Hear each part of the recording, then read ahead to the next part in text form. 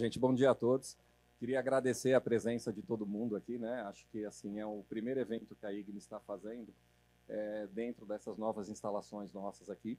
A Ignis, há 2 anos atrás, ela se juntou ao grupo Copservice, né? Um grupo de Singapura que está fazendo a consolidação de serviços corporativos aqui no Brasil, né?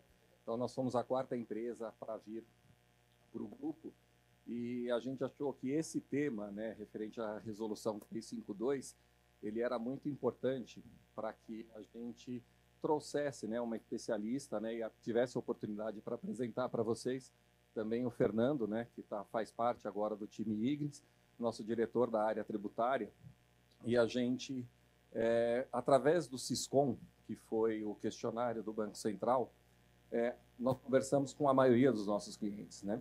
E a gente percebeu que o pessoal estava com um foco muito contábil, né? Falou, olha, é só uma mudança de COSIF, é só uma mudança que vai acontecer em esquemas de contabilização. E a gente entendeu que esse evento seria importante para tentar dividir com vocês a amplitude do normativo. Porque o normativo ele traz muita mudança contábil, é evidente que ele traz muita mudança contábil, mas ele mexe muito com a área de risco das instituições, principalmente a precificação do valor do custo, né, dos ativos que estão dentro da carteira e o mais desafiador de tudo, que é o cálculo da perda esperada nas operações de crédito, né, e também para outros ativos que compõem a carteira das instituições. Então, nós inicialmente pensamos em fazer esse evento de forma online. Temos alguns clientes fora de São Paulo. Felizmente, alguns deles conseguiram nos acompanhar, né? Temos um pessoal do Paraná, temos um pessoal de outros estados também aqui conosco, outras cidades aqui do interior de São Paulo, e a gente achou assim, que era uma oportunidade para ter um network entre os clientes Ignis, né? O que vocês têm em comum aqui são todos clientes Ignis, né?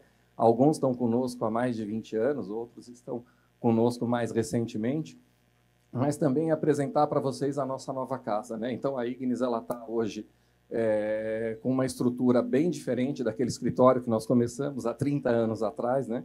Nosso time hoje tem perto de 80 colaboradores. A gente está com um esforço muito grande na parte de tecnologia, né? Os desafios da parte contábil do novo normativo, mas esse tema de hoje, a gente não tem a intenção de trazer assuntos contábeis, né? Não vamos tentar tratar plano de contas, né? Nem essas rotinas, mas principalmente passar para vocês uma visão mais ampla do normativo, tá bom? Então, gente, obrigado de novo, fiquem à vontade, tá bom? Um abraço. Vai lá, Fernando. Bom dia, prezados e prezados, obrigado pela presença, é um prazer tê-los aqui conosco nessa nova casa, como o Ivan comentou. Alguns de vocês eu já devo conhecer por call, por ligação, mas a grande maioria ainda não. Como o Ivan comentou, eu cheguei recentemente aqui na Ignis, né? Trabalhei anteriormente aproximadamente 20 anos aí na parte de consultoria tributária em uma das Big Four, e aí com a chegada do grupo Copservice recebi o convite aí do Ivan e do Reinaldo juntamente com a Copservice de fazer parte aqui do time da Ignis.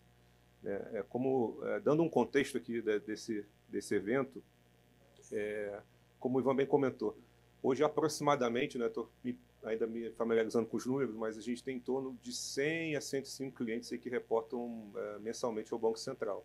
E aí, aproximadamente 4 semanas atrás, né, um mês e meio, a gente começou a receber uma chuva de solicitações de call, de reuniões, de muitos de vocês, justamente para que receberam, né, o famoso Siscom, e aí o Banco Central tentando ali entender um pouquinho, né, uma espécie de um termômetro, né, de como está a implementação da 352. E quando o Ivan bem comentou, a percepção geral era de que um assunto meramente, digamos assim, contábil, né? E aí, obviamente, aí, como provedor de serviços, né, ninguém é melhor para ajudá-los aí nas respostas. E aí a gente, naturalmente, a gente já conhecia a norma e analisando um pouco mais, chegamos à conclusão de que, olha, tem muita coisa por trás. Naturalmente, tudo vai desembocar, de alguma forma, nos balanços da contabilidade. Mas o que a norma trata, que é basicamente, né, a adoção aqui no Brasil, digamos assim, pelo FRS 9 dos ativos financeiros e também pela mudança de metodologia de mensuração, né, da provisão de risco de crédito. Claro, bem-vindo, Reinaldo. São temas que, obviamente, desembocam na contabilidade, mas isso passa por outras áreas, por áreas operacionais, né? Se estivermos falando de ativo financeiro, de mensuração, principalmente de mensuração, de reconhecimento e de divulgação, então passa também para as áreas de precificação. Quando a gente está falando de risco de crédito, naturalmente passa pela área operacional de créditos, né? Pela máquina de crédito. E a gente fez muitos calls, né? Então acho que talvez uns 70% a 80% aí dos nossos clientes, a gente fez questão de entrar em calls, bater um papo, discutir, contribuir com algumas respostas, e foi aí que nasceu esse evento, né? A gente pensou, poxa, Ivan, na verdade até uma sugestão do Ivan, o que você acha de a gente trazer aqui uma especialista, uma pessoa com experiência prática nesse assunto, que vem tratando com clientes durante esse ano na implementação, para falar um pouco, para reforçar a mensagem, né, e para ter essa troca de conhecimento e network. Então, a gente naturalmente abraçou a ideia, e aí foi a ideia de trazer aqui a Ivanice. Tá? A Ivanice, ela é contadora, né, tem mestrado em contabilidade pela PUC, ela é professora do INSPER, atuou muitos anos, né, em instituições financeiras aí de grande porte, inclusive, né, já esse tema de instrumentos financeiros, e agora ela está também atuando como consultora, né, e aí a gente tem o prazer de tê-la aqui hoje conosco para falar um pouquinho sobre esse tema. Em termos aqui de logística, né, o que a gente pensou? A gente teve naturalmente um coffee break, até umas 11 horas mais ou menos a gente pensa em ter uma explanação dos temas e abrir a última meia hora para perguntas de vocês, né? Então acho que a pergunta de um também muitas vezes é a pergunta do outro.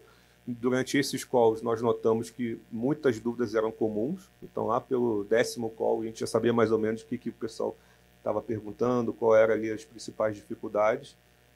Se caso essa última hora não seja suficiente para responder todas as perguntas, eu e Ivanice vamos deixar os contatos, e aí vocês podem mandar por e-mail e a gente se compromete a editar, revertendo para vocês no menor espaço de tempo. Basicamente é isso. Queria passar agora a palavra para a Ivanice, e o que a gente pensou também em termos dessas perguntas que se repetem, né? Então, a gente queria abrir esse primeiro bloco falando dos ativos financeiros.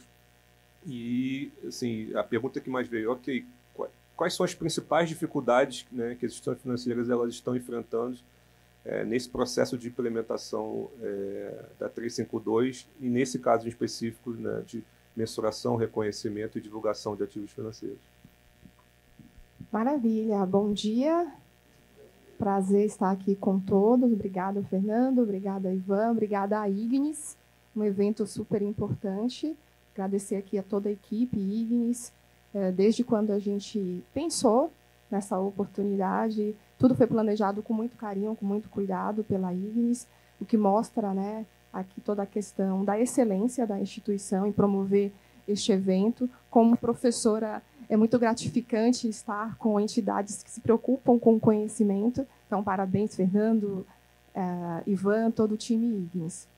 Bom, bem-vindo a todos. É muito bom ter a presença aqui da área de contabilidade, da área de crédito, acho que de outras áreas também, negócio. Como o Fernando comentou, ainda que a norma traga muito impacto para a contabilidade, a gente fala que é uma norma institucional. Então, toda a instituição vai precisar colaborar para a implementação da Resolução 4966-352, porque ela vai trazer impactos para toda a instituição. Isso vai envolver, inclusive, a área de TI, vai envolver controles internos, vai envolver tesouraria, vai envolver a área de auditoria, ou seja, toda a instituição precisa colaborar com a implementação da norma, inclusive o RH, porque a gente é, inclusive, convidado, Fernando, para fazer vários treinamentos. Eu encontrei alguns alunos aqui de treinamentos que já fizemos, clientes. Essa é uma oportunidade até para a gente se conhecer fisicamente, que a gente acaba falando muito por telefone, por Teams. Então, estar presente aqui é sempre uma bela oportunidade. Bom, falando um pouquinho sobre a norma, a Resolução 352, eu vou associar também com a Resolução 4966. A 4966 emitida pelo CMN, Conselho Monetário Nacional, com foco em instituições financeiras, e a 352, emitida pelo Bacen, com foco em administradoras de consórcio e instituição de pagamento. Tanto uma quanto outra, elas estão associadas ao IFRS 9, que o Fernando aqui introduziu, ou seja, a norma internacional de instrumentos financeiros, que foi emitida, na verdade, em 2014. Então, em 2014, o órgão internacional IASB, que fica lá em Londres, inclusive, emitiu essa norma, o IFRS 9, como uma solução em relação à crise dos subprimes que aconteceu em 2008. E, posteriormente ao IFRS 9, o mercado brasileiro fez a harmonização da norma internacional para o CPC 48, ou seja, o pronunciamento técnico aqui no Brasil, porque o IFRS 9 é internacional em inglês, fez a harmonização para o CPC 48, de modo que as empresas que estão no guarda-chuva da CVM, quando a gente fala de uma Embraer, por exemplo, uma Ambev, elas seguem as premissas do CPC 48, que é o IFRS 9 harmonizado aqui no Brasil. Em 2017, 2018, o Banco Central emitiu audiências públicas com o tema do IFRS 9, né, com o tema de instrumentos financeiros, dividido em classificação e mensuração e na parte de impairment, que seria, na verdade, a PDD, ou PSLD, ou PPRIC, tem vários nomes, mas no fim do dia todo mundo chama de PDD. Isso em 2017 e 2018. E, posteriormente, em 2021, a gente teve a divulgação, ali no finalzinho do ano, a gente teve a divulgação da Resolução 4966. No ano seguinte, o Bacen divulgou a 219, que foi substituída pela atual 352. E esse intuito foi justamente de adequar o mercado ao padrão internacional, ao IFRS 9. É importante a gente destacar que a adoção é uma adoção parcial, ou seja, o Bacen e o CMN trouxeram as premissas principais da norma internacional IFRS 9, mas algumas questões foram implementadas aqui no nosso cenário. Por exemplo, quando a gente fala de modelagem em PDD, a gente tem na Resolução 352 uma tabela com as carteiras definidas para que a instituição faça ali os percentuais mínimos da provisão. Isso na norma internacional já não tem, porque é uma característica específica aqui do nosso cenário. Então, por isso que a gente fala que a adoção ao IFRS 9 é uma adoção parcial. A gente tem as premissas principais e tem as customizações aqui do nosso cenário macroeconômico. E a norma ela vai trazer para a gente novos conceitos, novos tratamentos para classificação e mensuração de instrumentos financeiros, focando muito mais em ativos, como o Fernando bem disse. Então, a parte de passivos praticamente não tem mudança. A gente vai falar muito sobre ativos aqui nessa nossa palestra, porque esse é o foco. Ela vai trazer também novas mudanças para a PDD. Quem tem aí, eu costumo brincar, quem tem a 2682, a resolução 2682 tatuada, vai ter que apagar, porque ela vai deixar de ser vigente, ela está com os dias contados. Então, vai sair de cenário a 2682, 3068, 3082, ou seja, normas atuais que as entidades utilizam para aplicação de requisitos de instrumentos financeiros. Todas elas serão substituídas pela 4966 e 352. A norma também vai trazer detalhes em relação à baixa do ativo, né, ou seja, quando o ativo ele deve ser baixado, deve ser removido ali das demonstrações, evidenciação, ou seja, toda a parte de disclosure, de divulgação das demonstrações, também são pontos importantes que a norma vai trazer. E, com isso, automaticamente, a gente já tem aí impactos em todas as questões de boneco, das demonstrações, de documentação, de novos procedimentos. Tudo isso vai ser extremamente necessário, já antecipando aqui algumas questões de impacto, porque as auditorias vão fazer os seus respectivos exames em cima da norma. A gente, inclusive, como o Fernando comentou, a gente atua como consultora em vários clientes de vários portes, e a gente vem conversando com algumas Big Fours, e elas já deixaram muito claro que vão fazer as auditorias considerando aquilo que está na norma.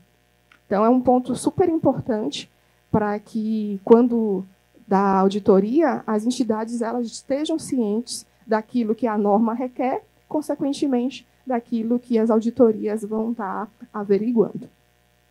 Então, quando a gente fala da norma, a gente tem todo esse histórico do IFRS 9, como eu comentei, até a gente cenário macroeconômico, onde todas as demais entidades não financeiras seguem as premissas por meio do CPC 48, e agora as instituições supervisionadas pelo Bacen também estarão aderentes a esses novos requisitos que a gente mencionou. É importante deixar claro que, ainda que a 352 seja voltada para as instituições de pagamento, administradoras de consórcio, as instituições financeiras também vão seguir a 49, vão seguir a 352, né? Ou seja, 4966 não engloba a instituição de pagamento, a administradora de consórcio, mas a instituição financeira devem seguir ambas as normas e outras normas também que o Bacen divulgou associadas ao tema instrumentos financeiros. Bom, quando a gente fala de instrumentos financeiros, focando especificamente no ativo financeiro, a gente está falando, obviamente, de dinheiro, a gente está falando de um contrato onde, para uma parte, dá origem a receber, para outra contraparte, dá origem a pagar. Um recebível, simplesmente, né? Uma operação de crédito. Enquanto para uma instituição ela oferece ali o crédito, a contraparte, seja pessoa física, seja pessoa jurídica, vai ter ali a obrigação de pagar. Então, são exemplos clássicos do tema instrumentos financeiros com foco em ativo. Quando a gente pega, na prática, uma demonstração, aqui é a demonstração do Banco Pan, eu dei treinamento recentemente lá para eles. Quando a gente pega na prática uma demonstração, a gente vai visualizar ali nas notas explicativas as políticas contábeis que as entidades devem publicar, cada uma ali no seu respectivo porte, e a gente tem a definição que vai ao encontro do que a própria norma define o que é instrumento financeiro. E como outro exemplo, a gente tem aqui, por exemplo, aplicações financeiras, a gente tem TVMs, né? Uma debenture, por exemplo, também aqui na definição de instrumento financeiro, e, como eu disse, as famosas operações de crédito, né? Um empréstimo, um financiamento, tudo isso está adequado na definição de instrumentos financeiros, ou seja, todos esses ativos passarão, a partir de 2025, a ter novos tratamentos em termos de requisitos, novas estruturas de documentação e as respectivas classificações que mudam para fins de divulgação nas demonstrações contábeis. Isso aqui é um ponto importante porque um dos pilares da Resolução 352, que é a parte de classificação e mensuração, no primeiro momento, dá a entender, Fernando, que seria apenas uma mudança de nome. Por exemplo, se eu perguntar aqui para a audiência a classificação atual de mantidos até o vencimento, acho que todo mundo aqui já conhece, a maioria vai associar, né, a categoria para empréstimos, por exemplo. Available for sale, quando a entidade também faz o trading, títulos para negociação, títulos disponíveis para venda, são as categorias atuais que a gente tem ali na Circular 3068. Quando eu faço a adequação para a 352, eu tenho uma mudança na classificação em termos de nome. Então, por exemplo, mantidos até o vencimento, a gente vai ter a nova nomenclatura custo amortizado. O available for sale vai ter a nomenclatura de valor justo no resultado. E aqui já dando um spoiler da questão de marcação a mercado, o valor justo, né? Eu vou precisar ter aqui a metodologia definida de marcação a mercado.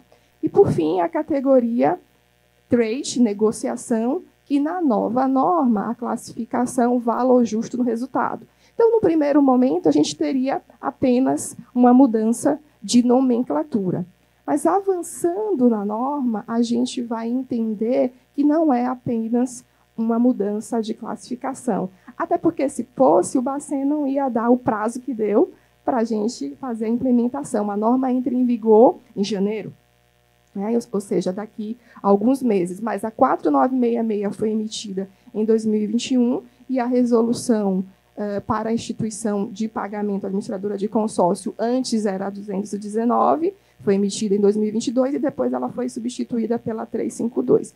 Então, pelo prazo que os reguladores já passaram, a gente consegue perceber que não é apenas uma mudança de classificação em termos de nomenclatura das atuais categorias. Então, a norma ela vai tratar essa parte de classificação, mensuração baixa, ela vai também apresentar os requisitos, como a gente comentou, de modelagem, evidenciação, head account, as instituições que têm aí a necessidade de fazerem proteções das exposições que elas estão expostas. Isso também tem novos requisitos, né, principalmente quando a instituição é de grande porte. Então, são todos esses temas escopo da resolução 352. Avançando um pouquinho mais no tema de ativos financeiros, quando a norma apresenta para a gente os critérios de classificar, reconhecer, ou seja, fazer a contabilização do ativo e, consequentemente, a respectiva divulgação e, posteriormente, a baixa, a gente vai perceber, como eu comentei há pouco, que eu vou fazer a classificação nas categorias novas, no primeiro momento que parece ser apenas uma mudança de nome, mas, na verdade, eu vou precisar fazer uma avaliação desse ativo. E essa avaliação ela tem dois pilares. O primeiro pilar, que a gente chama modelo de negócios, e o segundo, avaliação dos fluxos de caixas contratuais desse ativo. Aqui, já na partida, já são pontos importantes, Fernando, porque na circular 3068 a gente não tinha esses pilares. Então, já aqui a gente observa que são pontos novos, exclusivos da norma internacional e que o Bacen aderiu. Então, agora, quando as entidades forem fazer a classificação dos seus ativos, né, na contabilidade, o negócio, ou seja, não é a área contábil, vai precisar ter toda uma formalização, documentação de como a entidade faz a gestão dos seus ativos financeiros. Anteriormente, pode ser que a área de negócio tenha até ouvido falar na questão da intenção da entidade. Eu faço a aquisição de um título público, de uma debênture, por exemplo, por conta da intenção. Agora, a norma ela deixa muito claro que, na verdade, a entidade precisa definir qual é o modelo de negócio para fazer a aquisição daquele instrumento financeiro, daquele ativo financeiro. A intenção é negociar, a intenção é apenas coletar fluxo de caixa. Qual que é a intenção? Ou quais são as intenções? Você pode ter várias intenções. E avaliando a intenção, né, avaliando o modelo de negócio, perdão, você, consequentemente, vai ter toda uma documentação que precisa estar aprovada pela diretoria ou pelo conselho de administração da entidade. Então, aqui já fica também a orientação da exigência da norma de que a entidade precisa ter a formalização e a aprovação de como ela faz a gestão dos seus ativos financeiros. E o segundo pilar é justamente avaliar as características de fluxos de caixa do instrumento financeiro, no sentido de que eu preciso verificar se na composição dos pagamentos vai ter algum componente diferente de principal e juros. Quando a gente faz uma operação de crédito, por exemplo, a gente tem ali, na composição básica, principal e juros. Um arranjo simples. Então, se você, por exemplo, fez uma operação de crédito de 1.000 e vai pagar 1.100, nós temos na composição principal 1.000 e 100 de juros. O accrual. Perfeito. Essa é uma combinação clássica, uma combinação de que Na avaliação dos fluxos de caixa, a norma apresenta uma espécie de teste, que é o SPPI ou SPPJ, né, somente pagamento de principal e juros. E aqui eu vou observar se esse ativo financeiro passou nesse teste. Isso é extremamente importante porque é essa avaliação nesse teste que vai culminar na respectiva classificação do instrumento financeiro, do ativo financeiro. Ou seja, se eu tiver todos os modelos de negócio, coletar fluxo de caixa, vender e negociar, porém, o meu ativo financeiro tem algum componente que traga uma alavancagem, que traga oscilação, ou seja, foge do padrão de empréstimo básico, eu vou ter um critério específico para tratamento contábil e mensuração desse ativo financeiro. Então, aqui é um ponto super importante, porque, por exemplo, na consultoria, a gente tem observado alguns clientes que oferecem crédito, Fernando, oferecem operação de crédito. Boa parte das SCDs, instituições, né, é a operação.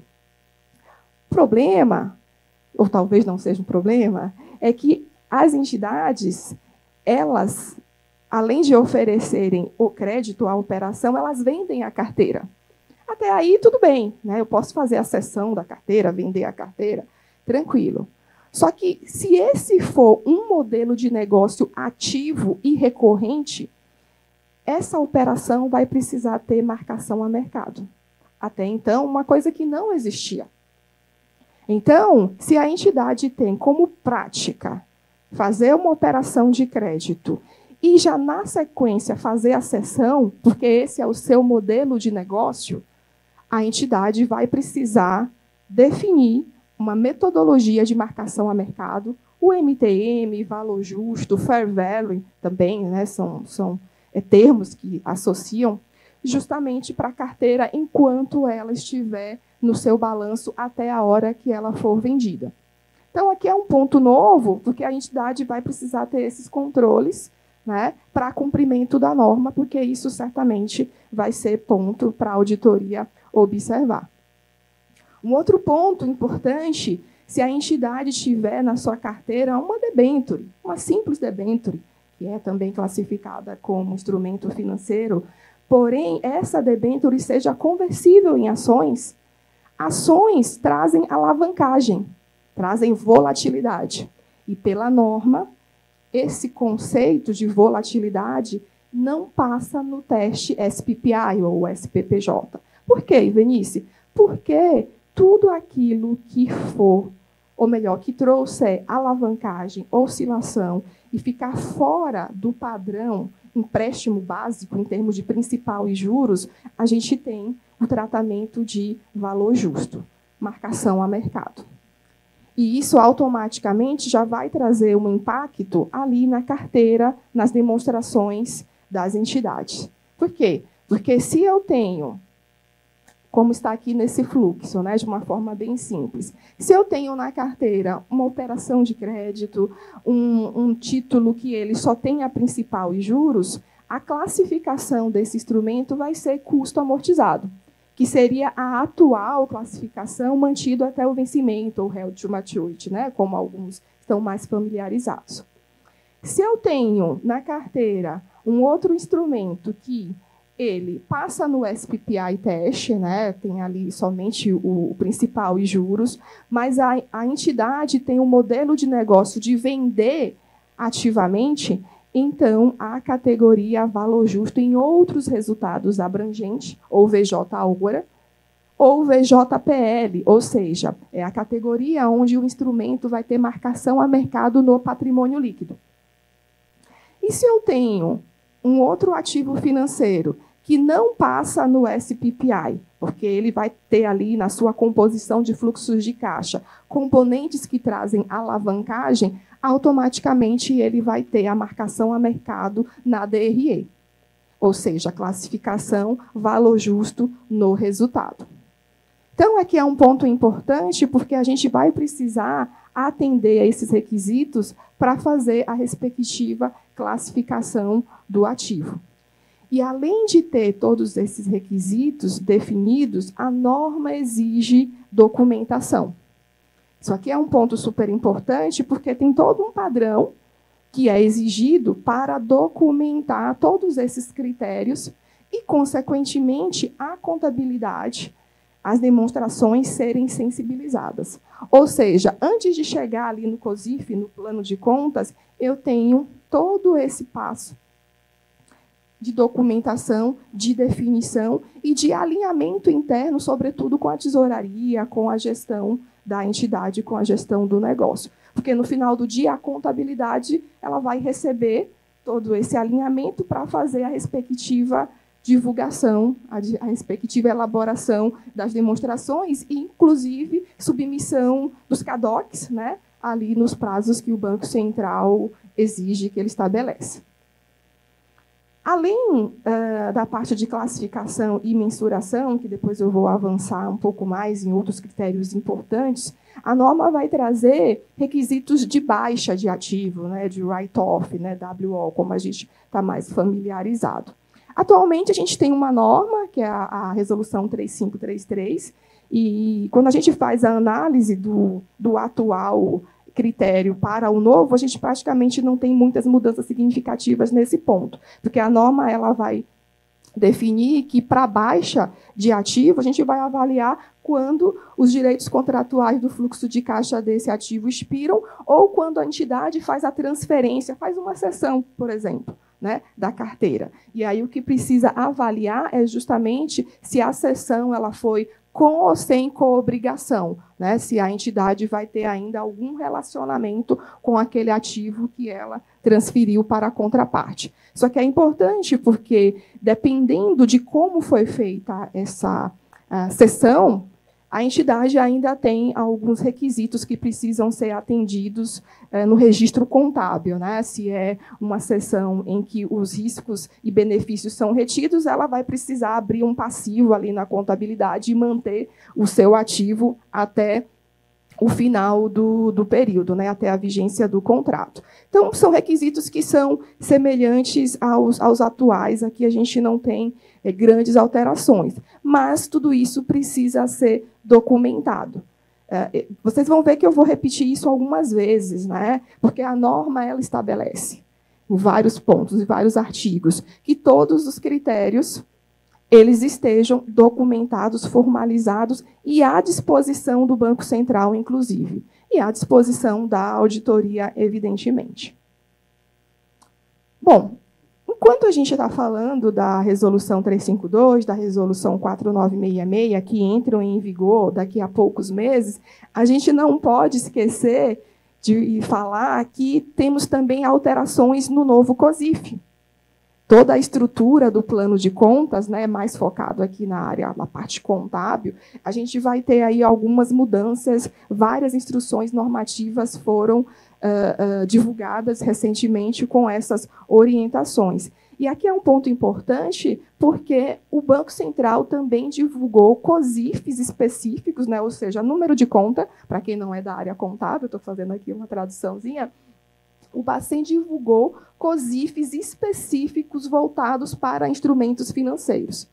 A gente tem aí, no rol de novas contas, já classificações, né, já descrições de contas com as novas adequações de classificação e mensuração dos instrumentos financeiros. Então, na virada de 2025, ali no novo balanço, a entidade vai precisar se adequar justamente nos novos COSIFs, né? Como que você vai ter, por exemplo, operação de crédito, qual que é o novo COSIF específico, um TVM, qual que é o respectivo COSIF específico, compensação. Então, as contas de compensação, né, as contas off-balance, então, tudo isso já tem uma adequação justamente por conta das novas normas de instrumentos financeiros. Então, aqui é um ponto importante, que é um trabalho grande, justamente na divulgação nos CADOCs, a gente ter essa adequação dos novos COSIFs já de acordo com as operações que as entidades ela têm ali na sua operação. A Avançando um pouquinho para a modelagem, né, para PDD, PSLD, a gente vai observar que a norma ela vai trazer para a gente duas possibilidades de tratamento de PDD. Anteriormente, né, na verdade, atualmente, porque vale até dezembro, a gente tem a Resolução 2682, como eu falei, né, já conhecida de boa parte do mercado, né, de todos que estão aqui. Então, a gente tem ali os rates, né, AA até o H, o stop accrual até 59 dias, são os conceitos atuais. Muito bem. Quando a gente olha a norma internacional, o IFRS 9, que o Bacen adotou esse critério e fez uma outra customização, que eu vou falar já já, a gente vai observar que agora as entidades elas precisam observar o tratamento das perdas de acordo com os estágios, né? A norma internacional vai falar de buckets, inclusive, são os estágios. Ou seja, quando você tem ali a operação, por exemplo, operação de crédito, no reconhecimento inicial, né, a hora que a operação nasce, entende-se, exceto quando a gente fala de ativos problemáticos, né, ativos podres, né, numa linguagem aí mais simples, a gente vai, pela norma, entender que no reconhecimento inicial, esse ativo ele não tem risco de crédito considerável. Então, nesse primeiro momento, ao nascer, o ativo ele vai ter uma PDD considerando 12 meses. Obviamente, se eu estou falando de um ativo de uma operação de 3 meses, vai ser proporcional.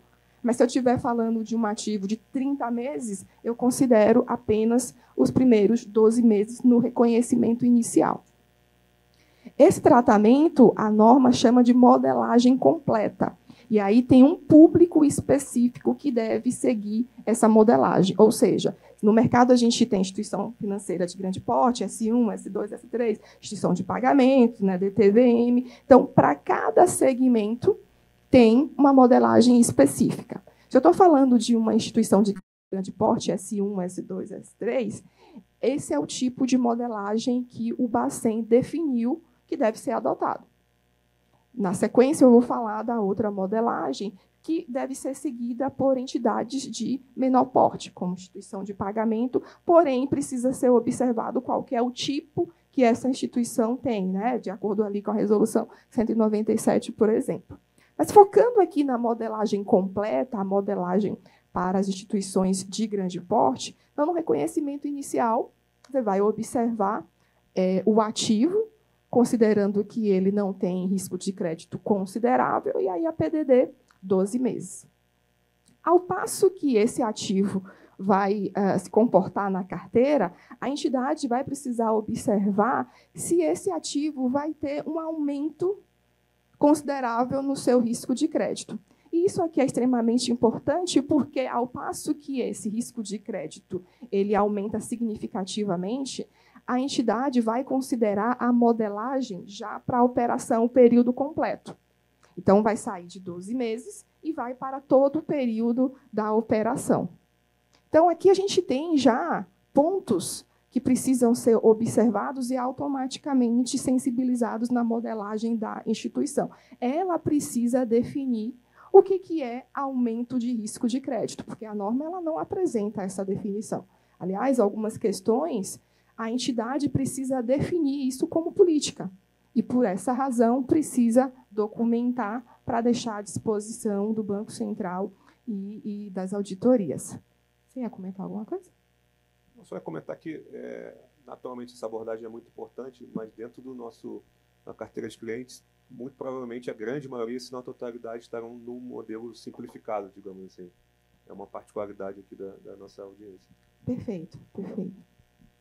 Ao passo que o ativo ele está no estágio 2, né, onde foi observado que o risco de crédito dele aumentou, esse ativo vai continuar sendo observado pela entidade, porque ele pode vir a ser um ativo problemático. E aí a entidade vai ter justamente toda uma avaliação de tratamento desse ativo, porque a gente vai sair do cenário de 59 dias, que é o stop accrual atualmente, para o cenário de 90 dias. Então, quando eu tenho aqui uma situação onde o ativo ele está justamente com problemas considerando 90 dias, é nesse momento que a gente vai fazer o stop accrual, né? Pelo que a norma determina. Você sai de um cenário de 59 dias e vai para o cenário de 90 dias. E outro ponto importante é que na 2682 a gente tem a visão da perda incorrida. Aqui no novo cenário, IFRS 9, consequentemente 352, a entidade precisa considerar perda esperada, né? É o ECL, o Expected Loss, por exemplo. A gente precisa considerar não somente aquilo que já passou, mas aquilo que a entidade observa que pode vir a acontecer com o ativo. E outro ponto importante que a norma exige, isso já vem do IFRS 9, é que a entidade coloque na sua modelagem, nos seus critérios de PDD, o que ela chama de forward look, ou seja, cenários prospectivos. A gente vai precisar considerar no modelo, né, aí os estatísticos, os matemáticos, o pessoal da área de risco de crédito, que define ali a metodologia da PDD, a gente vai precisar considerar inputs relacionados, por exemplo, com a economia. O PIB, desemprego, taxa de juros, tudo isso são inputs que a entidade precisa observar para colocar na sua modelagem e aí ter a definição da perda, né, da perda esperada, da expected loss, justamente para fazer ali o registro na contabilidade. Então, aqui a gente já percebe critérios novos, né, critérios, como eu falei, saio de perda incorrida, agora a gente vai considerar perdas esperadas, e mais cenários que até então não eram tão considerados, né? Cenários macroeconômicos, fatores macroeconômicos, que devem ser observados na modelagem da instituição. Outro ponto extremamente importante é que, uma vez definida a modelagem, a entidade vai precisar revisar isso constantemente, até porque o cenário muda, a economia muda. Então, ainda que a entidade construa ali a modelagem, tenha o número no balanço, pelo menos a cada 6, 12 meses, a norma estabelece que a entidade faça ali um refinamento, um aprimoramento daqueles critérios que foram definidos. Ou seja, é um trabalho que é constante, né? Que principalmente aí as entidades que adotam a modelagem completa, as de grande porte, precisam avaliar e ter esse respectivo tratamento. Bom, agora avançando um pouquinho mais para a modelagem simplificada, né, que o Fernando comentou que seria aqui do nosso público. Simples não tem muito, né? Pois é. É boa observação. Ainda que a norma traga essa nomenclatura, a abordagem simplificada, não quer dizer que a metodologia, em termos de construção, vai ser simples. Aqui é um ponto importante, porque a gente tem, pela norma, algumas exigências em termos de quem deve utilizar a abordagem simplificada. Você vai precisar verificar se você vai estar, por exemplo, como corretoras e distribuidoras, né, de títulos, como corretoras de câmbio, só que observar S4 ou S5, e as instituições de pagamento. Só que aqui é um ponto importante, Fernando, porque nem toda instituição de pagamento vai utilizar a abordagem simplificada. A maioria, sim, mas a gente precisa observar essas exigências que a norma considera. Ou seja, se a entidade, né, ela não está no conglomerado tipo 3, tem uma instituição financeira por trás, né, como está ali na resolução 197, né, não for integrante do tipo 1, S1, S2, S3, não for do conglomerado tipo 2, aí sim essas entidades poderão utilizar a abordagem simplificada. Um outro ponto importante é que as entidades, e aí, né, independentemente de instituição de pagamento, quando a gente fala de S4, já por definição, elas devem utilizar a abordagem simplificada. Mas o Banco Central permite, por uma faculdade, né, uma opção, que essas entidades adotem a metodologia completa. O problema é que nessa adoção tem alguns requisitos que o Bacen estabelece. Ela precisa ter ali todo um histórico de pelo menos 2 anos, fazer um pedido, fazer uma autorização, né, para o Banco Central avaliar, verificar se o time técnico está adequado para seguir ali com as respectivas metodologias. Então, inclusive, na consultoria, a gente tem dado bastante essa orientação, porque S4 está considerando que a modelagem completa acaba sendo mais simples do que a simplificada, ou porque ela já está observando que, num cenário de curto prazo, ela vai virar S3. Então, já na partida, já vou me preparar para uma abordagem completa. E aí a gente tem orientado que precisa observar os critérios que a norma estabelece, ou seja, você tem uma base histórica de 2 anos, sua equipe está adequada, o Bacen requer uma autorização. E, além disso, se o Bacen negar a permissão da autorização, vai para o fim da fila. E aí o novo pleito ele vai observar. Então, tem uma série de requisitos que precisam ser observados se uma S4, por exemplo, for solicitar autorização para a abordagem simplificada, abordagem completa, perdão. Então, precisa aqui tomar bastante cuidado. No fim do dia, a abordagem simplificada requer que a entidade avalie o instrumento individualmente, enquanto que na abordagem completa eu posso observar carteira, eu posso observar grupos homogêneos, né, com as mesmas características. Aqui não, Fernando. Aqui eu vou observar o instrumento de forma individual. Então, eu preciso ter na inteligência do meu sistema, né, interno, na entidade, uma parametrização para estar avaliando operação a operação individualmente, como a norma estabelece. Tá? E aí eu vou verificar alguns requisitos, né, alguns critérios, observando se a contraparte é pessoa jurídica, se a contraparte é pessoa física. Então, para cada um, eu vou fazer algumas averiguações. Por exemplo, pessoa jurídica, eu vou verificar a questão da situação econômico-financeira, o grau de endividamento, como que essa entidade está se comportando no mercado em relação às suas obrigações com outras contrapartes, com outras entidades. Então, eu vou ter que observar, né, vou ter que ter no meu sistema fontes para que eu consiga ter acesso a esses dados minimamente e a outros dados que a entidade considere como relevantes. Tá? Importante considerar que esses pontos são pontos mínimos, mas a própria norma estabelece, deixa claro ali nos artigos, que a entidade precisa observar outros inputs que ela tem acesso, obviamente. Aqui é um ponto importante porque, pela observação que a gente tem na prática, né, como eu falei, a gente está ajudando aí dezenas de entidades de vários portes, a gente tem esse aumento mesmo, né, na PDD, esse incremento que a gente vem observando aí para todas as modalidades, porque são novos inputs, né? Como eu disse, a gente sai do conceito de perda em corrida e a gente vem para o de perda esperada, com critérios macroeconômicos na modelagem. Então, automaticamente, aqui a gente tem um pequeno incremento, né, que automaticamente vai afetar no resultado, vai afetar ali no lucro, né, vai afetar aí uma série de questões. Por isso que a metodologia ela precisa ser frequentemente revisada, aprimorada, porque tem toda uma questão de consequência, né, consequência aí de resultado de forma geral. E fechando todos esses principais pontos aqui, como eu disse no início, a norma ela vai trazer os requisitos de divulgação, né, de evidenciação, de disclosure. Ou seja, agora, na hora que a gente for fazer a publicação das demonstrações, né, agora que eu quero dizer em 2025, a gente vai precisar considerar o modelo de negócio da entidade.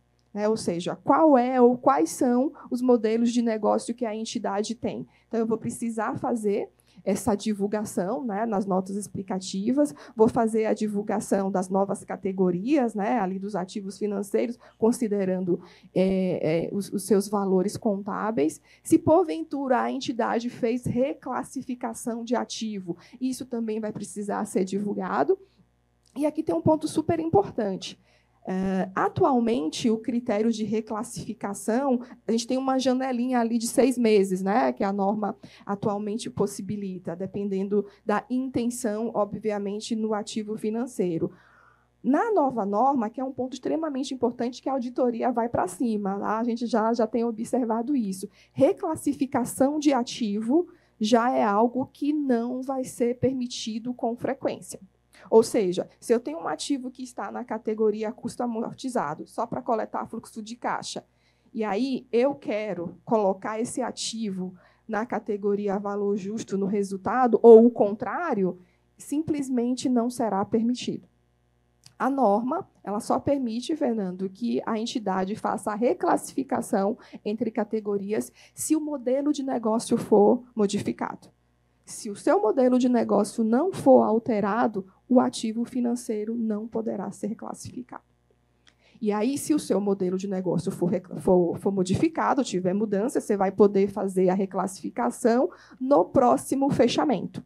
Né? Ou seja, o fechamento é a cada semestre, né? Que as entidades fazem ali o fechamento semestral. Então, no próximo semestre, né? Por exemplo, se a entidade teve ali uma mudança no modelo de negócio em abril, eu só vou poder fazer a reclassificação prospectiva em julho, né? Porque eu faço o fechamento em junho. Então, a gente precisa atentar a esse ponto de reclassificação. Em tese, não é algo que será frequente, somente quando a entidade tiver mudanças no seu modelo de negócio. E aí, isso acontecendo, eu vou precisar fazer a respectiva divulgação, né? Vou precisar apresentar isso em notas explicativas. Outro ponto que a gente precisa observar, os riscos associados que a entidade está exposta, né? O valor contábil referente aos instrumentos, os respectivos critérios para fins de modelagem. Se a entidade fez cessão, né? Se ela fez transferências de ativos, também tudo isso eu vou precisar fazer ali a divulgação na nota explicativa. A norma ela não diz como que a gente vai fazer. E aí vai em linha ao que você trouxe, né, Fernando, da entidade considerar ali a relevância, né, aquilo que é considerado como informação que vai agregar ao usuário da informação, ao usuário da informação contábil. Tá? Então, são pontos que a gente precisa considerar para fins de divulgação. Bom, a norma, a gente tem algumas questões que precisam ser observadas ainda para 2024. Como a gente comentou, a norma ela entra em vigor em 1º de janeiro de 2025, salvo se tiver alguma postergação, né? A gente não sabe, até os 45 do segundo tempo tudo é possível, mas, por enquanto, a gente não tem aí nenhum cenário, né? A gente está sempre ali atuando na BBC, na FEBRABAN. Por enquanto, a norma tem essa prerrogativa para vigência em 1º de janeiro de 2025. A questão é que, ainda neste exercício, ou seja, em 2024, Fernando, as entidades deverão publicar uma nota explicativa com os impactos estimados referente à implementação da Resolução 352, da Resolução 4966. Ou seja, a entidade, né, estamos aí partindo já para novembro, ela precisa já levantar quais são os impactos estimados, né, porque a norma só vai entrar em vigor em janeiro, como eu disse, mas, neste momento, considerando que as entidades estão em fase de implementação da norma, a gente precisa levantar quais são esses impactos estimados para, na nota explicativa de dezembro, ou seja, de 2024, a gente apresentar isso lá para o Banco Central. Tá? Então, isso é uma exigência muito importante, porque as obrigações, as principais obrigações, serão para 2025, mas, em 2024, a gente tem essa exigência da nota explicativa já conter esse cenário estimado, obrigação aí que a norma estabelece.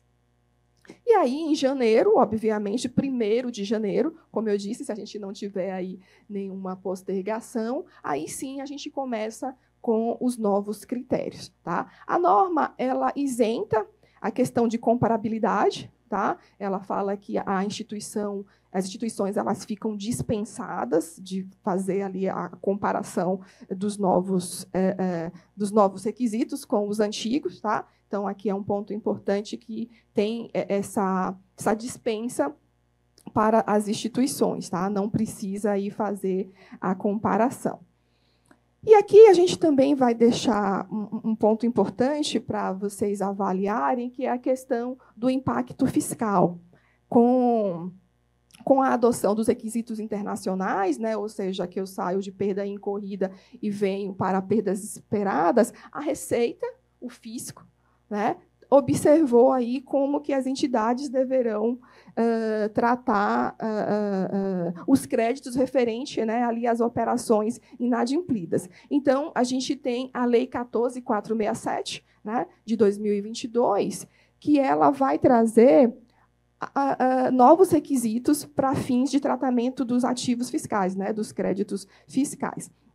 Importante deixar claro que a lei ela não é aplicável para as IPs, né, para as administradoras de consórcio, tá, que vão seguir a legislação atual, até porque a gente sabe que essas entidades não oferecem crédito, né, a operação de crédito. Aqui está no escopo das instituições financeiras. Então, por isso que IP administradoras de consórcios não vão seguir a 1467. Mas a gente trouxe aqui, né, para deixar a palestra o mais completa possível. Então, as instituições financeiras elas vão poder utilizar novos critérios ali em janeiro de 2025 para fins de dedução no lucro, né, dos créditos inadimplidos. A norma 14.467 ela vai trazer ali fatores, né, fator A e fator B, com os percentuais específicos que as entidades deverão seguir para fins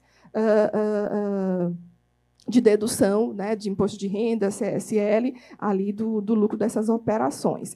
O ponto importante, que acho que é o recado principal aqui, é que, considerando a base de 2024, né, as operações ali de 2024, em 1º de janeiro de 2025, ou seja, ano que vem, as entidades elas vão observar a base de 2024, né, as operações inadimplidas ali de 2024, aquilo que ela não deduziu, não recuperou. E aqui é interessante porque elas vão poder excluir do lucro líquido a razão de 1,84. Né? Essa aqui é uma possibilidade que a Lei 14.467 estabelece. Mas a norma também, né, a lei, ela também coloca uma outra opção. Só que aqui a entidade ela precisa tomar muito cuidado, porque é algo que, se você seguir, não vai poder mudar posteriormente. Né? A norma fala que é irrevogável e retratável. Ou seja, se a entidade, pelo estudo, que aqui a gente faz essa recomendação, né? Opa, acho que eu tirei aqui sem querer.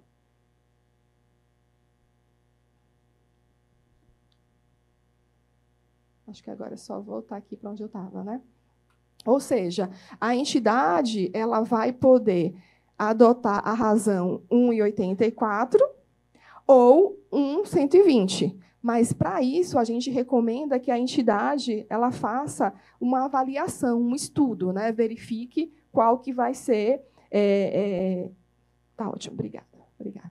Ela verifique qual que vai ser o cenário mais favorável, né? Aquilo que vai ser mais interessante para ela. Pode ser que para uma instituição a razão de 84 seja mais interessante, pode ser que para outra instituição a razão de 1,120 seja mais interessante. Então, aqui é um ponto que a gente recomenda que as entidades façam um estudo, né? Façam toda aí uma avaliação, porque se adotar 1,120 é uma opção que é irrevogável.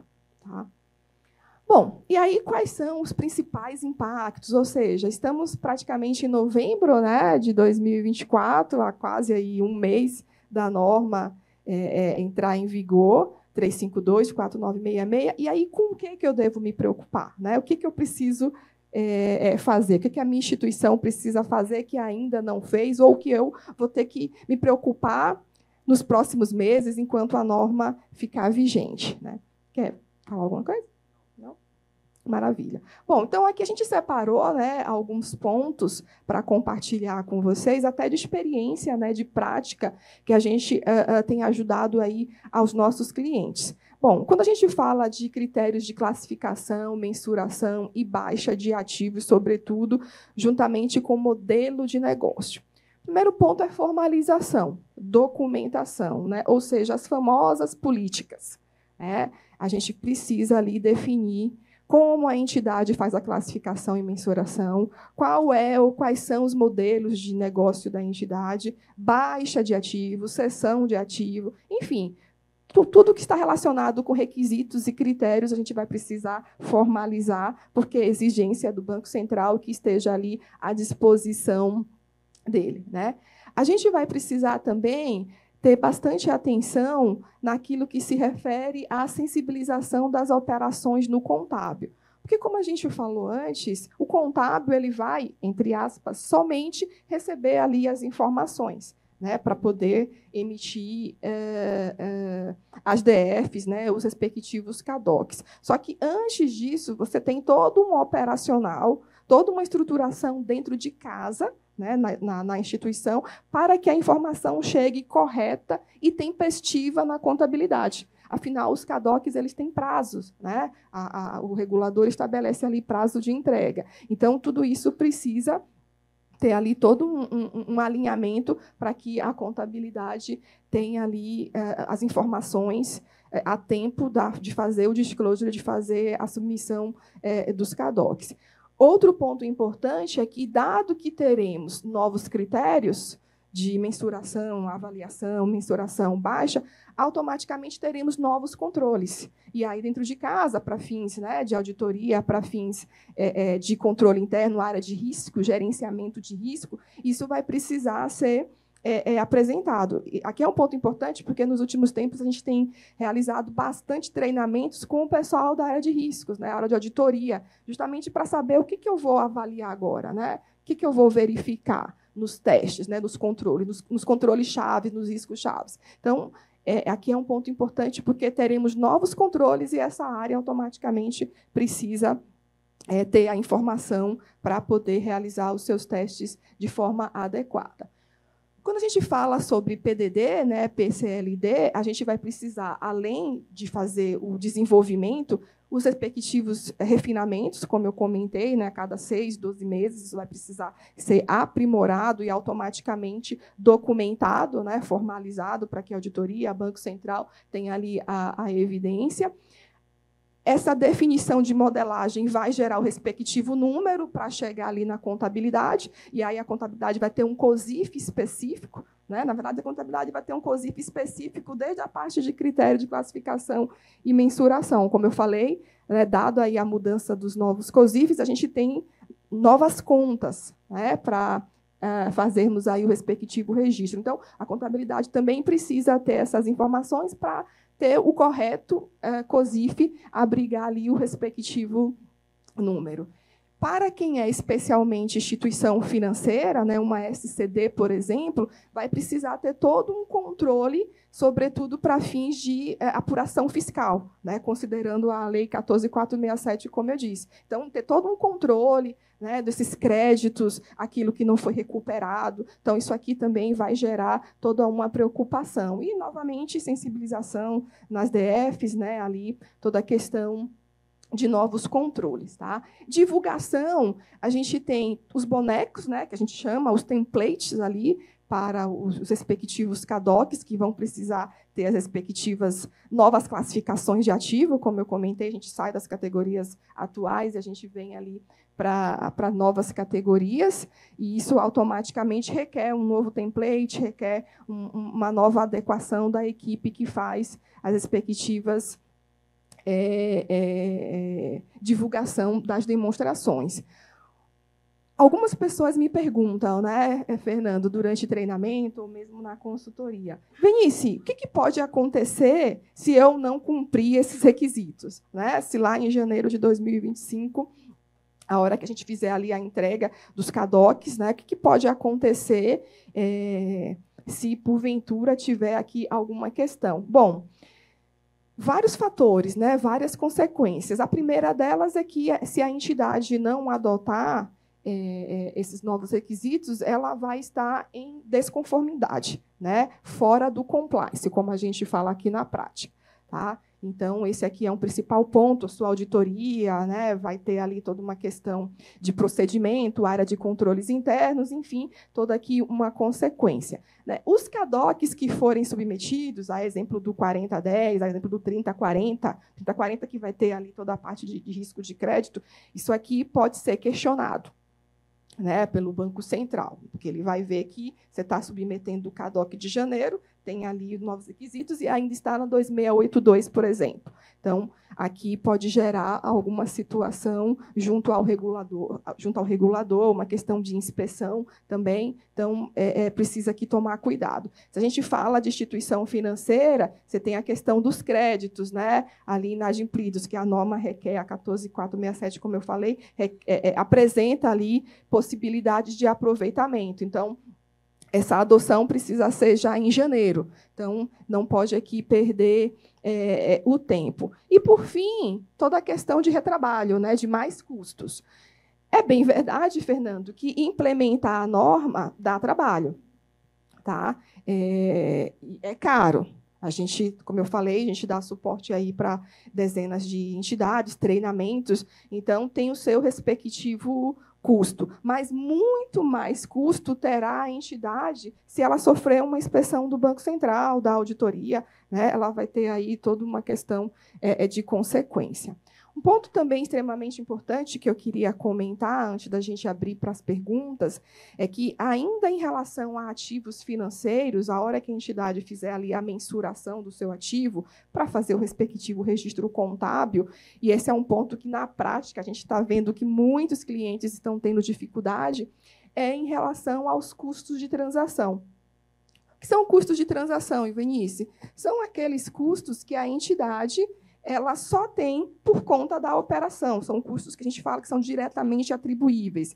Por exemplo, um custo de comissão, um custo de corretagem, né, na hora que você tem ali a originação ou aquisição de um ativo financeiro. E esse é um ponto importante, porque esses custos devem ser levantados para fins de taxa efetiva de juro, que é um ponto também crítico na norma, porque a entidade precisa identificar esses custos de forma individual, sem rateio, e aí ela fazer a ativação, né, o CAPEX, né, uma associação que alguns estão mais acostumados, ou seja, fazer parte da taxa efetiva de juros e aí acruar, né, diferir ao longo do tempo. Esse é um ponto importante, porque, se a entidade não conseguir levantar esses custos de forma individual, sem rateio, eu não vou poder ativar esses custos para fins de taxa efetiva. E aí, na partida, esses custos vão para o resultado. E esse é um ponto importante, Fernando, porque a gente sabe que, dependendo do porte da operação, a instituição tem bastante custo. E quanto mais custo você tem, automaticamente vai reduzir ali o lucro, né? Tem toda uma questão de impacto no resultado. Então, a gente tem visto, na prática, algumas entidades com bastante dificuldades em fazer o levantamento do custo individual, porque, às vezes, ela até sabe o custo, mas só que esse custo está ali poluído. Então, tem que ser individual, que é o que a norma estabelece, sem rateio, diretamente atribuível a esse ativo. Se não conseguir, não consigo ratear, não consigo identificar de forma confiável, né, de forma individual, o tratamento é despesa, o tratamento é no resultado. Tá? A norma até estabelece, na Resolução 5.100, que é outra norma associada com o pacote de normas que o Banco Central divulgou, junto com a 496 e a 352, ela até apresenta ali algumas questões de materialidade, dependendo do custo, por uma questão de esforço e custo, né, para a entidade, o valor pode ir direto para o resultado, eu nem preciso diferir ao longo da operação. Mas aí são algumas observações que a entidade precisa verificar, porque a norma estabelece que é 1%, né, do total ali das receitas ou dos custos que ela vai ter com o ativo. Então, isso precisa ser verificado. É uma opção que a norma estabelece. E aí, em sendo opção, a entidade precisa formalizar aquilo que eu comentei anteriormente. Mas, por definição, todos os custos precisam ser levantados de forma identificada para fazer parte ali da taxa efetiva de juros e a entidade seguir com o accrual ao longo da operação. Esse é um ponto extremamente importante, como na prática a gente está vendo aí algumas questões, por isso que eu não poderia encerrar aqui esta oportunidade sem trazer esse ponto, porque a gente levantou os principais, né? A norma ela é complexa, a gente tem realizado aí treinamento de, no mínimo, 16 horas, né, para trazer todos os pontos. Então, aqui, nesse intervalo de 2 horas, a gente trouxe os pontos mais relevantes, tá, para compartilhar aqui com vocês. Mais uma vez, eu quero agradecer pela oportunidade, agradecer à Ignis, parabenizar novamente pelo evento, agradecer a todos os presentes, Fernando, Ivan, novamente, parabéns, obrigada, e eu fico à disposição. Nós te agradecemos, foi muito produtivo. E agora a gente queria abrir para realmente perguntas, né? Eventualmente, algum ponto que não tenha ficado muito claro, ou alguma situação talvez específica da instituição, acho que também é um momento de a gente trocar conhecimento e trocar informação. E eu só peço que, eventualmente, o nome... já tem? Obrigado. A instituição e qual a questão, por favor. Bom dia, parabéns aí pela apresentação. Eu sou o Fred, trabalho na corretora Terra. Eu tenho uma dúvida em relação à aplicabilidade. A corretora, por definição, ela não empresta dinheiro, né? Mas existem clientes que ficam devedores na corretora, né? A aplicabilidade da 352, ela vai atuar em cima desses clientes que estão devedores na corretora, ou algum outro cenário que eu não estou vendo? Pode repetir seu nome, por favor? Frederico. Frederico, obrigada pela pergunta, Frederico.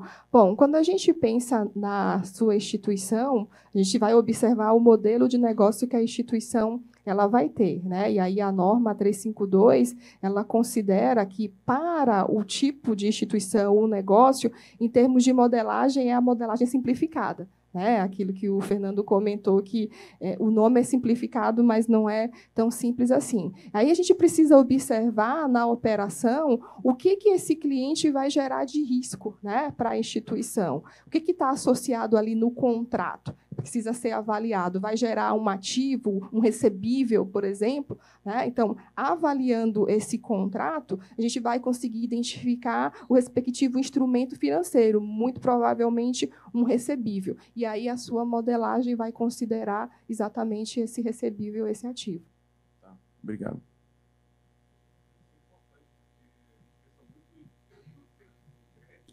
Né? Mas aí quase que uma prestação de serviço inadimplida, né?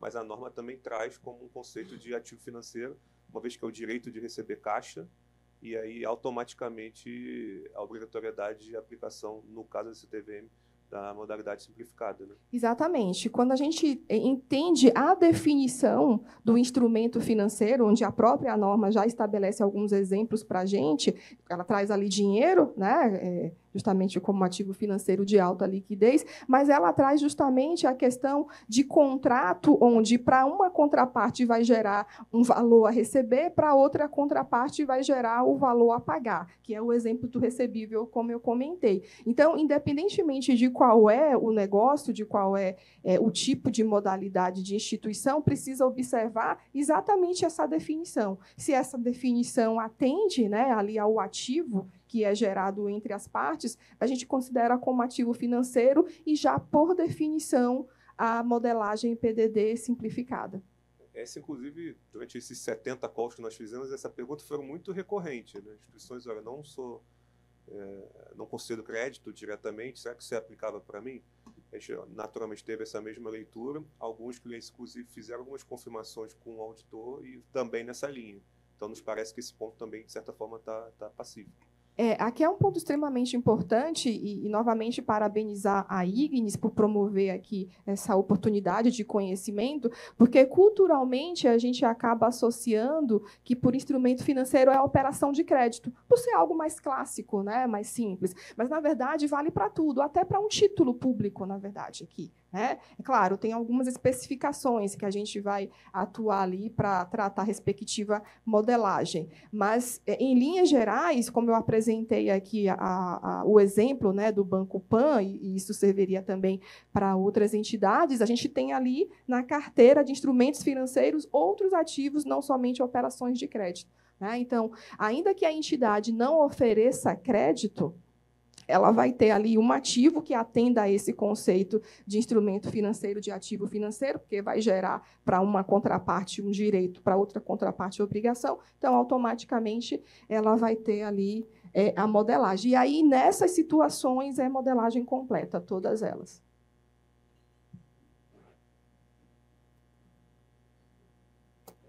Completa, simples. Simplificada. Eu falei completa? Perdão, simplificada. Perdão. Bom, em primeiro lugar, obrigado aí pela exposição, muito boa. Meu nome é Flávio, eu sou da Credit Home, Sociedade de Crédito Direto. Você falou em marcação a mercado. Se eu faço operação e cedo no mesmo dia, ou seja, não vou virar um mês com nada no balanço, eu sou obrigado a fazer algum tipo de marcação pelas mudanças que a 352 vai trazer? Você faz a operação e no fechamento você não tem o ativo. É algo que precisaria avaliar, tá? Porque você tem o modelo de negócio que é vender ativamente, né? Então, pelo seu modelo de negócio, ainda que você fique ali alguns dias, não faça o fechamento, porque, em tese, você está falando que o COSIF, que abriga a marcação a mercado, vai ficar zerado, né? Não teria nada. Eu vou mandar o está zerado. Vai mandar o 3040 zerado. Aí eu entendo que precisaria alinhar com a sua auditoria, tá? Ter uma discussão com a sua auditoria para verificar justamente se, de fato, não teria essa necessidade, tá? Porque no fechamento, que é quando a norma estabelece, né, e o próprio Banco Central vai verificar, o seu número vai estar zerado, né? Mas pela norma ela não coloca, em nenhum artigo ela apresenta que se você ficar com a operação 1 dia, 2 dias, 3 dias, não vai ter. Na norma, ela não deixa isso definido, né? Então, por isso que precisaria aí ter todo um alinhamento com a respectiva auditoria, porque pela norma a gente não tem brecha para dizer que não teria. Tá, ok, obrigado. Tá?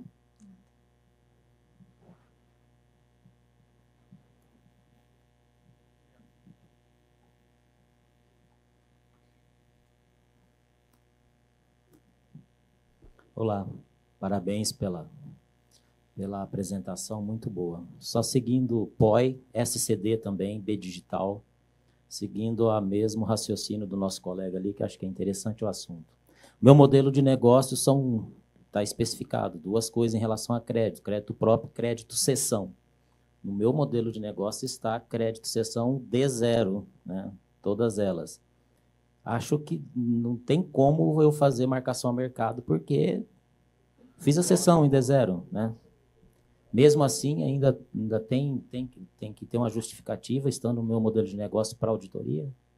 Aqui o que vai precisar é uma discussão, um alinhamento, né? Chamar a sua auditoria, né? Apresentar para ela aqui o modelo de negócio, ter isso documentado, sobretudo, né? O seu modelo de negócio já precisa, acho que do colega também, seu modelo de negócio já precisa ter uma formalização de que você faz a sessão e essa sessão é dentro do próprio mês, por exemplo, né? Não vai passar aí 30 dias. E aí, apresentando esse modelo de negócio formalizado, aprovado, fazer esse alinhamento com a auditoria, chamar a auditoria para conversar. Tá? Alinhar com eles aí esse modelo de negócio para poder não ter aí nenhum tipo de conflito, porque ela vai fazer alguma avaliação do modelo de negócio, pegando ali o período, né? Pegando o seu balanço e verificando o balancete, que provavelmente vai ser diário, né? Você deve ter ali o registro do sistema. Então, ela vai verificar e vai depois checar que teve ali uma sessão. Para não gerar esse estresse, a gente recomenda que faça aí esse alinhamento, tá? Com a auditoria. Uma conversa, né? Um bate-papo. E aí precisa ser o quanto antes, porque a norma já vai entrar em vigor. Ok. Deixa eu só tentar contribuir um pouco aqui para o POI e para o Fábio lá. Na realidade, Fábio, assim, o modelo de negócio acho que a gente vai precisar estruturar, tá? É que o impacto, né, para o ajuste a mercado, ele até vai ser 0, porque se no final do dia eu estiver zerado. Mas, pelo que eu já conversei com as auditorias, a parte referente à formalização dos processos, metodologia, até porque, eventualmente, você pode dormir posicionado, né? Até por uma dificuldade operacional, tá? Mas a implementação do modelo de negócio, mesmo que a gente tenha dormido zerado, eu entendo que a gente vai precisar realmente fazer a formalização. Tá? O Fábio também é mais ou menos nessa linha aí, tá bom?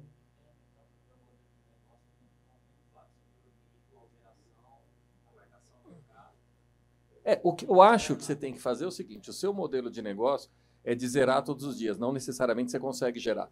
Então, o seu modelo de negócio é fazer a cessão. Então, como o modelo de negócio é ceder, você vai precisar desenvolver a metodologia de marcação. No caso, no momento em que você tiver zerado, não tem impacto. Mas a política, eu entendo que vai precisar, sim, ser pelo menos rascunhada, né? Ter uma formalização mesmo que um pouco mais simplificada. É que aqui acho que a preocupação deles é justamente, pelo que eu entendi, aí você pode me corrigir, é de ter o número, né? O número marcação a mercado, que, nesse caso, entendo, o número vai ser justamente lá no PL, né? No patrimônio líquido, porque é para a operação de crédito. Aqui é um ponto importante. Quando a gente fala de coletar fluxo de caixa, modelo de negócio, coletar fluxo de caixa e vender, a gente tem a marcação a mercado no valor justo no patrimônio líquido. Se eu faço venda ativa, um trading, por exemplo, ou negociação, né, atualmente, aí é valor justo no resultado, marcação a mercado no resultado. Mas quando se fala em operação de crédito, empréstimos recebíveis,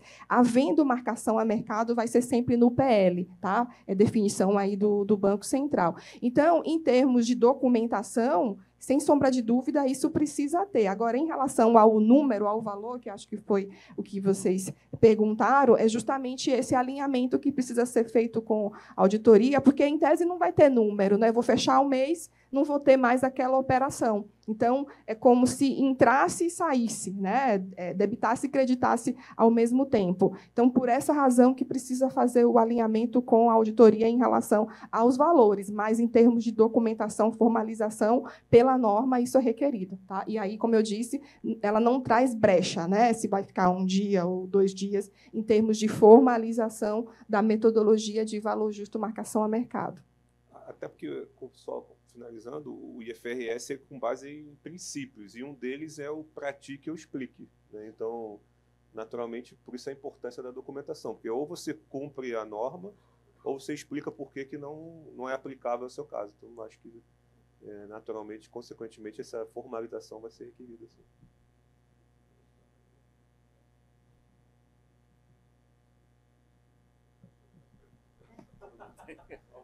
Não, legal. Evanice, eu queria que você comentasse um pouquinho, por favor, sobre o impacto nas operações de câmbio, né? A gente tem aqui várias corretoras de câmbio, né? Temos o banco de câmbio aqui também, e tem uma dúvida aí se a Petax não vai ser mais utilizada para marcação de valor justo, e principalmente para os contratos futuros, né? Diferente de D0, porque eu tinha já visto uma vertente aí que dizia que teria que trazer a valor presente, mesmo sendo moeda forte. Agora parece que o pessoal está optando por usar o preço do dólar futuro da BMF, né, da moeda futura. O que você já navegou nessas áreas aí, especificamente do mercado de câmbio, por favor? E só completando, isso também vale para ouro, né? Nós temos aqui também um pessoal que negocia ouro também, acho que seria importante. Tá, obrigado. Maravilha. Bom, em relação ao câmbio, especificamente, e até mesmo para ouro, especificamente esses ativos, tanto a 4966 como a 352, elas não trazem nada explicitamente, né? Se você fizer lá um PROC, né, uma procura, elas não vão trazer explicitamente tratamento específico para essa modalidade. No entanto, quando a gente pega os novos COSIFs, né, as novas instruções que tiveram toda aí uma alteração no plano de contas, a gente vai verificar que câmbio, sobretudo, teve uma mudança, né, em termos de o grupo que ele vai estar agora no COSIF. E aí ele passa a estar no grupo associado a derivativos, por exemplo, né? E aí derivativos, automaticamente, são instrumentos financeiros que requerem marcação a mercado, né? O MTM, o Market to Market. Então, a gente ainda está em muitas discussões de qual que seria o respectivo tratamento para fins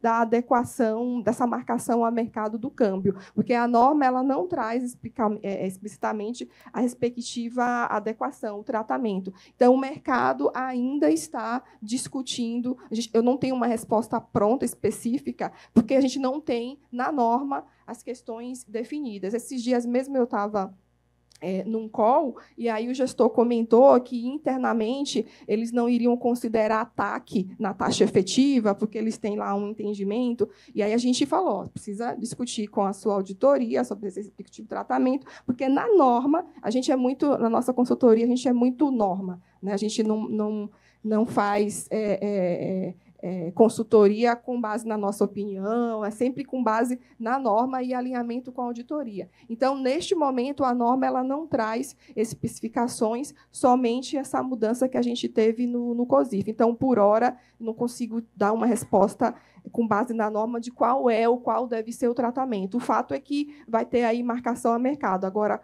qual, a gente ainda está em algumas discussões, FEBRABAN, a BBC, e esperando se o Bacen vai emitir alguma norma específica para esse tipo de instrumento.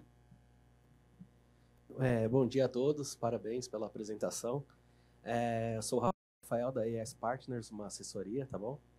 E eu queria explorar um ponto que vocês passaram, que é do incremento da PDD. Eu trabalho com modelagem financeira, então o meu ponto seria o seguinte, claro que é um pouco de futurologia, mas se eu tivesse a mesma carteira com o mesmo comportamento, e eu fizesse através da 2682 e da nova norma, vocês enxergam que teria incremento de despesa, de perda, ou não teria efeito?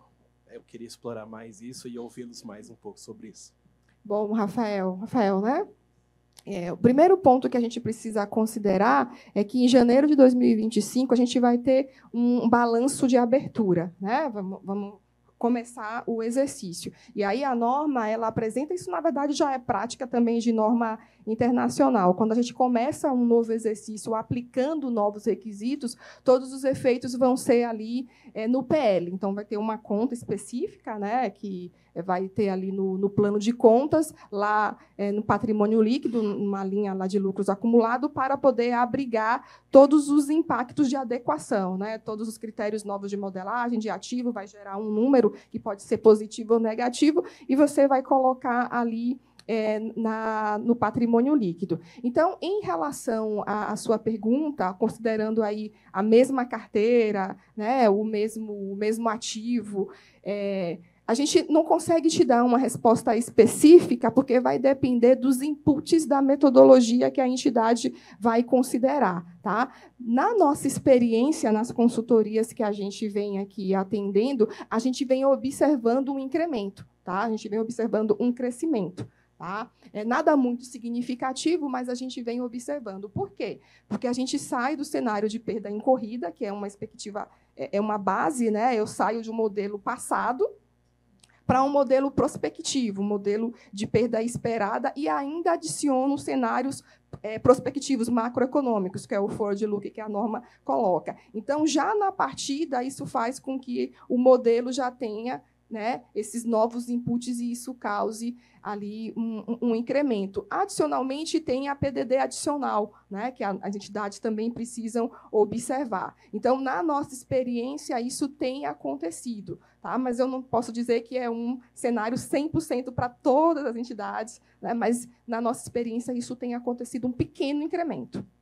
Tá? Obrigado, viu? Bom, deixa eu interagir de novo aqui.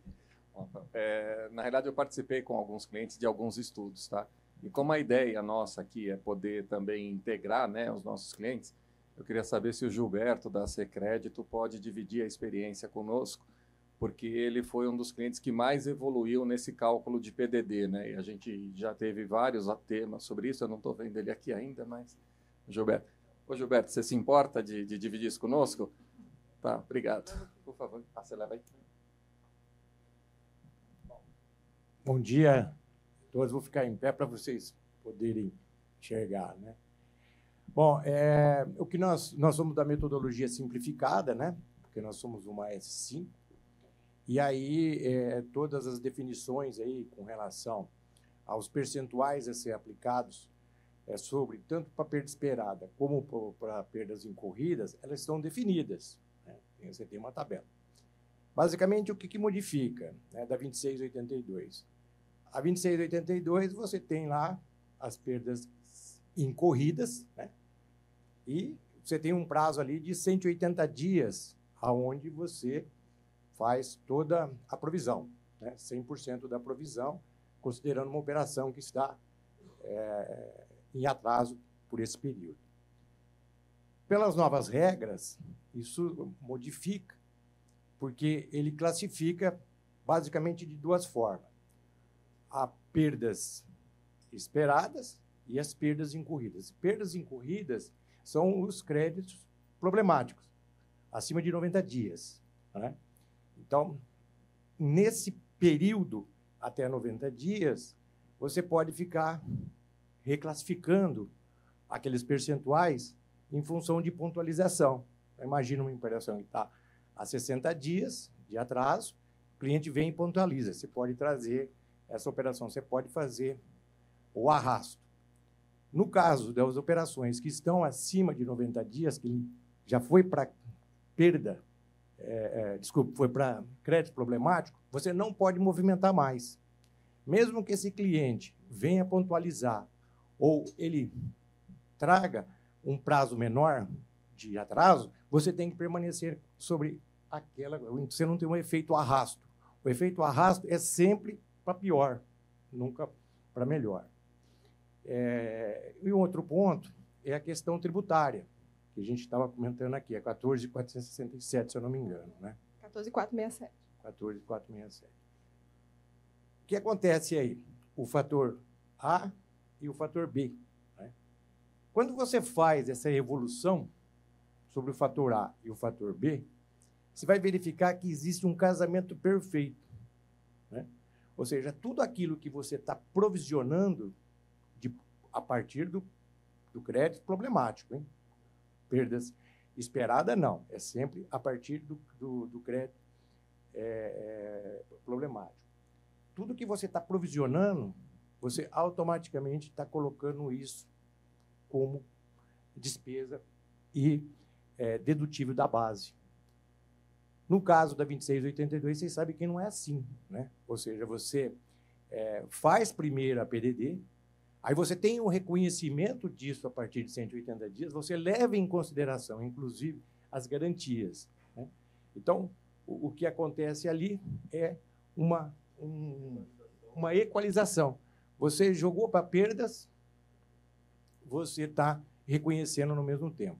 E o prazo modifica. Né? O prazo que desses 180 dias, agora ele vai até 18 meses, 21 meses, dependendo do tipo da carteira. Né? Se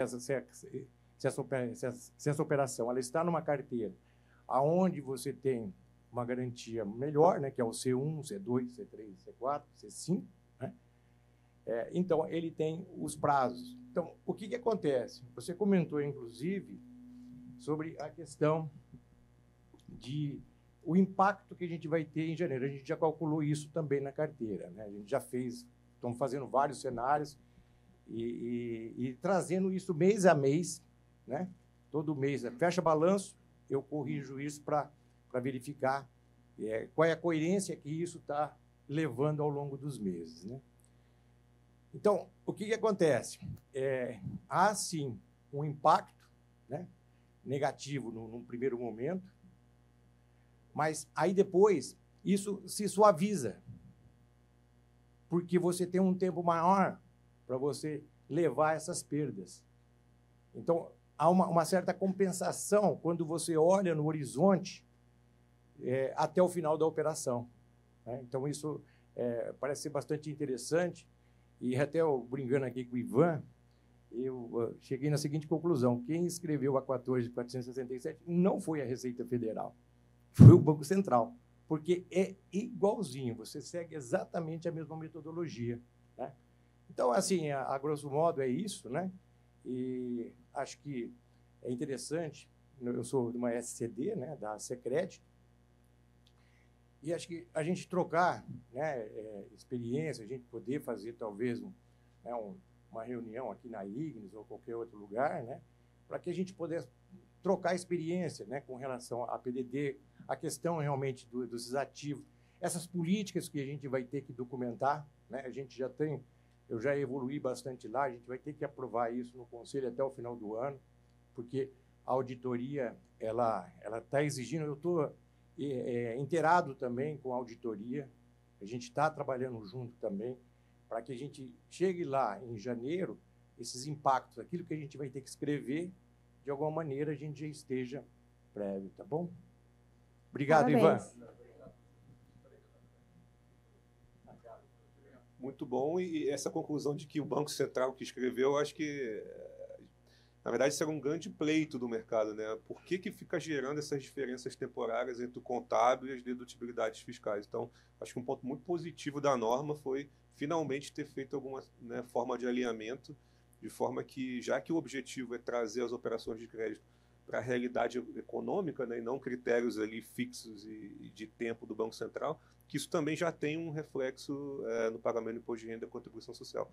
Com certeza. A 14467 foi muito bem recebida pelo mercado, né, e o mercado entendeu que é justamente uma evolução, né, justamente pelo, como foi comentado, pelo prazo que a entidade considerava ali o aproveitamento dos créditos. Então, agora o mercado ficou relativamente mais satisfeito com o que foi disponibilizado pela 14467, pelo fisco.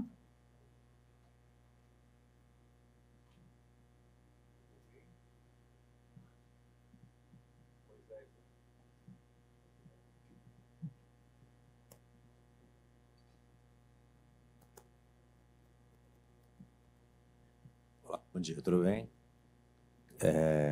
Bom, a minha dúvida é o seguinte, com relação ao prudencial, eu tenho instituições que eu consolido fundos, principalmente FDICs, tá? Levando em consideração que os fundos não vão seguir a metodologia que do Banco Central, porque eles são regidos pela CVM, quando eu faço o prudencial e coloco esses ativos do fundo dentro da minha carteira, eu vou ter que aplicar a metodologia do plano de negócio da corretora em cima dos ativos do fundo e fazer ajustes dentro do prudencial, sim ou não? E se sim, isso vai estar no plano, porque assim, o balanço do fundo vai estar diferente, certo? Ele não vai estar seguindo a regra. Mas se sim, isso vai estar mencionado, porque isso é mutável, entendeu? Eu posso sair de um fundo e ir para outro, o fundo que eu saí, que é um FDIC, eu posso pôr um fundo multimercado, e assim por diante. Hoje tem pouca mudança dentro das instituições, mas a gente já teve em um cliente nosso muita aplicação em fundo e em fundos diferentes, entendeu? Então, eu queria saber mais ou menos como é que ficou, ou como que está moldado isso daí. Maravilha, essa é uma excelente e importante pergunta que vários clientes nossos também vêm realizando, e a gente vem dando esse suporte nas orientações. Quando a gente fala aí de consolidação, você tem normas específicas, né, para consolidar as entidades. E aí, pensando no fundo, o fundo está submetido às regras da CVM, né, do Conselho da CVM, Conselho de Valores Imobiliários. E, como eu comentei, a CVM aprovou o CPC 48, o pronunciamento técnico CPC 48, que é a harmonização do IFRS 9. Então, quando a gente olha o CPC 48 e o IFRS 9, a gente tem muitas similaridades. CPC 48 e 4966352, a gente vai ter algumas similaridades, principalmente na parte de classificação e mensuração, praticamente as mesmas. O que não vai ter na regra do CPC 48 são as tabelas, por exemplo, né? As tabelas que estão lá na 352. Isso não vai ter porque é questão do Banco Central. Então, a entidade, na hora que fizer a consolidação, ela vai precisar fazer, sem sombra de dúvida, ajustes de gaps, né, como a gente fala, para fazer as respectivas eliminações, né, e deixar aderente à norma do regulador da instituição que vai fazer a consolidação.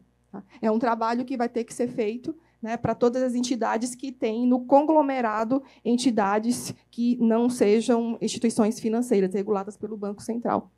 Pergunta boa e importante.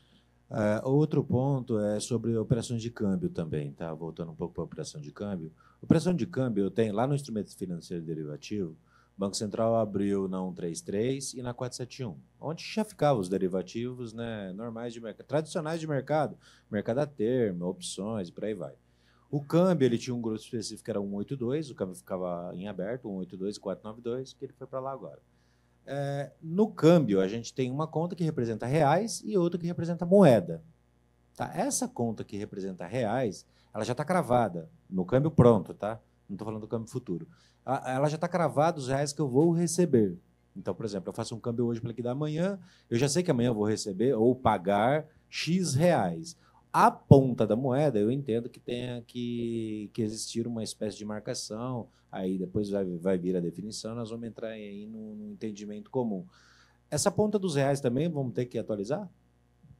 Eu não consigo te dar resposta para esse ponto agora. Eu precisaria dar uma checada, porque o tema câmbio, na norma, não tem muitos detalhes específicos, não tem. Então, vai ao encontro da pergunta que o Ivan fez mais cedo. Né? Várias questões de câmbio a gente ainda está discutindo, a gente ainda está vendo se o mercado vai ter uma prática específica, se vai sair alguma norma para trazer mais esclarecimentos, porque, por hora, o que o Bacen fez foi justamente isso que você comentou. Ele fez a adequação no plano de contas, né, no COSIF, mas do ponto de vista de norma, a gente ainda está carecendo de mais detalhes, de mais explicações. A gente ainda não tem. Então, qualquer orientação que eu te der não vai ser dentro da norma, porque a gente está ausente ainda desse cenário. Perfeito. Obrigado. Acho que era só isso.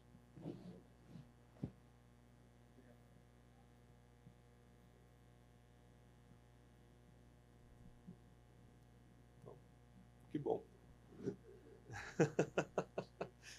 O nível das perguntas é cada vez mais alto, né? Então, gente, se não temos mais nenhuma pergunta, né, a gente pode encerrando por aqui o evento. Eu queria mais uma vez, em nome da IGNIS, agradecer a presença de todos vocês. Realmente foi muito produtiva essa última hora e meia. Que esse seja o primeiro de muitos eventos, né? E também queria agradecer especialmente aqui a Ivanice pelo tempo dela. Acho que você pode também dar as últimas palavras, deixar seus contatos, né? E que a gente possa evoluir nesse assunto. Bom, novamente agradecer a todos, parabenizar a IGNIS pelo evento, agradecer principalmente quem veio de fora, né, que a gente sabe aí o cuidado na preocupação. É uma norma que, como eu disse anteriormente, ela vai trazer impactos para toda a instituição, então a gente recomenda que as instituições façam a leitura da norma. É super importante, quem puder ler a norma. É claro, né, tem algumas questões que são mais da área contábil, outras da área de risco de crédito, né? E aí, automaticamente, isso vai gerar mais esclarecimento para uma área, não tanto para outra, mas é importante procurar o conhecimento, entender, trazer discussão, né? Preparar as equipes, acho que aqui é um ponto super importante, atentar para o alinhamento dentro de casa, né, com o negócio e com a respectiva auditoria, atentar para todas as questões de formalização de critérios, porque, como eu disse, a auditoria já está pedindo, né, foi mencionado, inclusive, e é o que a gente tem visto aí na prática, e desejar uma excelente implementação a todos. Tá? A gente está à disposição, se precisarem aí de alguma dúvida, algum esclarecimento, a gente está à disposição. Então, sucesso a todos na implementação. Acho que é um novo cenário, um cenário padronizado, um cenário global, e, com certeza, a gente vai ter aí muito aprendizado e muitos benefícios. Né? Já estamos tendo aí com a 14467. No início, a gente tem ali os impactos da mudança, tudo que é novo, a gente tem aí, leva um tempo para poder associar, mas depois a gente tira aí de letra. Eu acho que é um cenário novo para todas as instituições, para o mercado, então a gente vai ter aí muitos aprendizados ao longo desse tempo de implementação da norma. Então, desejar sucesso a todos e me colocar à disposição. Obrigado.